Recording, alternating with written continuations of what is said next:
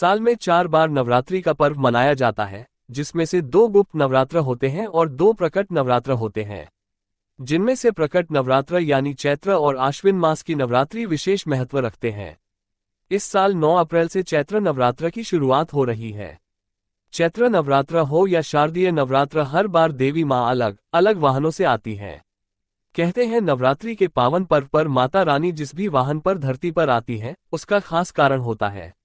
आप सोच रहे होंगे देवी दुर्गा का वाहन तो शेर होता है, लेकिन नवरात्र में माँ पृथ्वी पर अलग अलग वाहनों से क्यों आती हैं? मान्यता है कि देवी माँ किस वाहन से आ रही है, इसका विशेष महत्व होता है। देवी भागवत पुराण के अनुसार माँ दुर्गा का आगमन आने वाले भविष्य की घटनाओं के बारे में संकेत देता है। माँ दुर्गा का वाहन इस बात पर निर्भर करता है कि नवरात्रि किस दिन से शुरू हो रहे हैं। इस बार चैत्र नवरात्र का प्रारंभ 9 अप्रैल मंगलवार के दिन से हो रहा है। मान्यता है कि नवरात्र की शुरुआत सोमवार या रविवार को हो रही है, तो इसका मतलब है कि वो हाथी पर आएंगी। वहीं अगर शनिवार या फिर मंगलवार को कलश स्थापना हो रही है, तो माँ घोड़े पर सवार होकर आती हैं। गुरुवार या शुक्रवार को नवरात्र का आरंभ होता है, तो माता डोली पर आती हैं। वहीं बुधवार के दिन माँ नाव को अपनी सवारी बनाती हैं। चूंकि इस बार चैत्र नवरात्र 9 अप्रैल यानी कि मंगलवार से शुरू हो रहे हैं, ऐसे में माँ दुर्गा इस बार घोड़े पर सवार होकर आएंगी।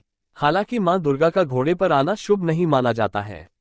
यह इस बात का संकेत है कि इस साल प्राकृतिक आपदाएं और भूकंप जैसी स्थिति रह सकती है। इस साल सत्ता में परिवर्तन भी देखने को मिल सकते हैं। माना जाता है कि जब भी माता रानी घोड़े पर सवार होकर आती हैं, तो युद्ध के हालात बनते हैं। चैत्र नवरात्रि के 9 दिनों में मां जगदम्बे के 9 स्वरूपों की पूजा अर्चना की जाती है। देश भर में इस पर्व को बड़े ही धूमधाम और उत्साह के साथ मनाया जाता है।